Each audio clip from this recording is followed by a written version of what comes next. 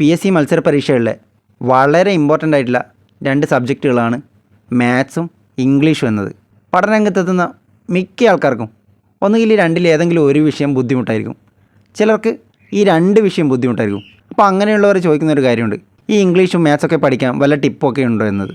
നമ്മൾ മനസ്സിലാക്കേണ്ട കാര്യം, ഈ ഇംഗ്ലീഷും മാത്സും പഠിക്കാനുള്ള ഏറ്റവും എളുപ്പമാർഗ്ഗം എന്ന് പറയുന്നത് മുൻവർഷ ചോദ്യങ്ങൾ ഒരുപാട് വർക്കൗട്ട് ചെയ്ത് നോക്കുക എന്നതാണ്. അപ്പോൾ നമ്മളങ്ങനെ ഒരുപാട് ക്വസ്റ്റ്യൻസ് വർക്കൗട്ട് ചെയ്ത് കഴിയുമ്പോൾ തന്നെ നമുക്ക് ഏകദേശം ഇതിനെക്കുറിച്ചൊരു ഐഡിയ കിട്ടും. ഒരുപക്ഷെ നിങ്ങൾ അടുത്തൊരു എക്സാം എഴുതുമ്പോൾ ഇതിലെ ആൾക്കാരുടെ പേരിലോ അല്ലെങ്കിൽ ചെറിയൊരു ആശയത്തിൽ വ്യത്യാസം എന്നല്ലാതെ മറ്റ് മാറ്റങ്ങളൊന്നും ഈ ക്വസ്റ്റ്യനിൽ വരാനില്ല. കാരണം ഈ 2 സബ്ജക്റ്റുകളും ഒരു ബൗണ്ടറിക്ക് അകത്ത് നിന്ന് ചോദിക്കുന്ന കാര്യങ്ങളാണ്. ഒരിക്കലും അതിന് വെളിയിൽ പോകാനുള്ള ചാൻസ് ഇല്ല. നമ്മളൊന്ന് മനസ്സിലാക്കി പഠിച്ചു കഴിഞ്ഞാൽ ഒരുപക്ഷെ നമ്മൾ GK പഠിക്കുന്ന പോലെ അത്ര ബുദ്ധിമുട്ടുള്ള കാര്യമൊന്നുമല്ല ഈ ഇംഗ്ലീഷ് മാത്സ് പഠിക്കാവുന്നത്. 20ൽ 20 മാർക്ക് നേടണമെന്നൊന്നുമില്ല. ഒരു 15ഓ 16ഓ മാർക്ക് നേടിയാൽ തന്നെ നമുക്ക് റാങ്ക് ലിസ്റ്റിൻ്റെ മുൻനിരയിലെത്താൻ സാധിക്കും. അപ്പോൾ അതിനുവേണ്ടി നമ്മൾ ധാരാളം മുൻവർഷ ചോദ്യങ്ങൾ ചെയ്ത് പഠിക്കുക. ഇനിയിപ്പോൾ എക്സാമൊക്കെ ഏതാണ്ട് അടുത്ത് വന്നതുകൊണ്ട് നമുക്കിനി കൂടുതൽ സമയമൊന്നുമില്ല. അതുകൊണ്ട് നമ്മൾ ഇംഗ്ലീഷിലെയും മാത്സിലെയും ഇമ്പോർട്ടൻ്റ് ആയിട്ടുള്ള ടോപ്പിക്കുകൾ നന്നായിട്ടൊന്ന് മനസ്സിലാക്കി വെക്കുക.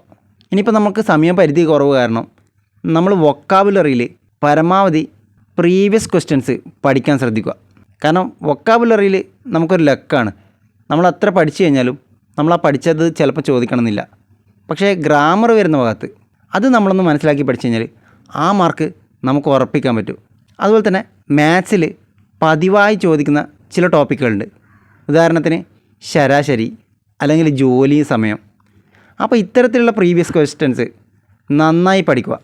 പിന്നെ മനസ്സിലാക്കേണ്ട മറ്റൊരു കാര്യം, നമ്മൾ ചെറിയ ക്ലാസ്സിൽ പഠിച്ച പോലെ ഓരോ ഇക്വേഷൻസോ അല്ലെങ്കിൽ ഇതിൻ്റെ സ്റ്റെപ്പ് ബൈ സ്റ്റെപ്പായിട്ട് ചെയ്ത് പഠിക്കുന്നതിന് പകരം നമുക്ക് എളുപ്പത്തിൽ ഉത്തരം കണ്ടെത്താനുള്ള മാർഗ്ഗമാണ് കണ്ടുപിടിക്കേണ്ടത്. നമുക്ക് ഏതാണോ ഏറ്റവും എളുപ്പത്തിൽ ഉത്തരം കണ്ടുപിടിക്കുന്നത് അത് നമ്മൾ ചൂസ് ചെയ്യുക. ഒരുപക്ഷെ ഞാൻ ഉപയോഗിക്കുന്ന രീതി ആയിരിക്കില്ല നിങ്ങൾക്ക് എളുപ്പമായി തോന്നുക. അപ്പോൾ നിങ്ങൾക്ക് എളുപ്പമായി തോന്നുന്നത് നിങ്ങൾ ചെയ്ത് പഠിക്കുക. ഇംഗ്ലീഷ് ഗ്രാമറിൻ്റെ ഭാഗത്ത് ചില കാര്യങ്ങൾ നമ്മൾ മനപ്പാടാക്കി പഠിക്കേണ്ടതുണ്ട്. അങ്ങനെ മനപ്പാടാക്കി പഠിച്ചു കഴിഞ്ഞാൽ നമുക്ക് എളുപ്പത്തിൽ ഓരോ മാർക്ക് സ്കോർ ചെയ്യാൻ പറ്റും. ഉദാഹരണത്തിന് ലുക്ക് ഫോർവേഡ് ടു എന്നതിൻ്റെ കൂടെ ING ആണ് ചേർക്കേണ്ടതെന്ന് നമുക്കറിയാം. അതുപോലെ തന്നെ ഹാഡ് ബെറ്ററിൻ്റെ കൂടെ V1 ആണ് ചേർക്കുക. അപ്പോൾ ഇത്തരം ചെറിയ കാര്യങ്ങൾ പഠിച്ചു കഴിഞ്ഞാൽ തന്നെ നമുക്ക് 1-2 മാർക്ക് എളുപ്പത്തിൽ നേടാൻ പറ്റും. ഇനി മാത്സ് ചെയ്യുന്നതിൽ ഒരു ഉദാഹരണം നോക്കാം. ഇക്കഴിഞ്ഞ LDC തിരുവനന്തപുരത്തിൻ്റെ ഒരു ക്വസ്റ്റ്യനാണിത്. 11 സംഖ്യകളുടെ ശരാശരി 66ആണ്. ഒരു സംഖ്യ കൂടി ചേർത്തപ്പോൾ ശരാശരി 72ആയി. ചേർത്ത സംഖ്യ ഏത്? അപ്പോൾ ഇതിനെ സാധാരണ രീതിയിൽ ശരാശരി കാണുന്നത് എങ്ങനെയാണ്? 11 × 66 ആ ഒരു തുക എഴുതും. ഇനി ഒരാൾ കൂടി ചേർന്നതുകൊണ്ട് പുതിയ ശരാശരി 72ആയി. അതുകൊണ്ട് 12 × 72 ആ തുക കാണും. ഇത് രണ്ടും തമ്മിൽ മൈനസ് ചെയ്ത് കഴിഞ്ഞാലാണ് ആൻസർ കിട്ടുക.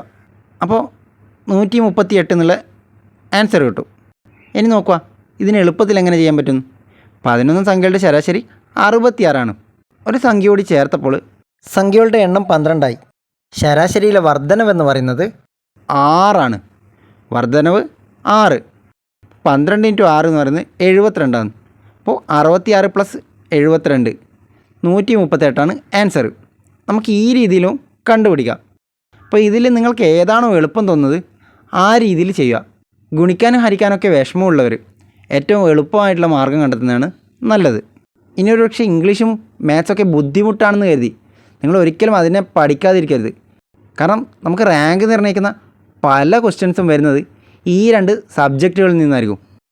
അതുകൊണ്ട് ഒന്ന് മനസ്സിലാക്കി പഠിച്ചു കഴിഞ്ഞാൽ തീർച്ചയായും നല്ലൊരു മാർക്ക് ഈ 2 സബ്ജക്റ്റിൽ നിന്ന് സ്കോർ ചെയ്യാൻ പറ്റും.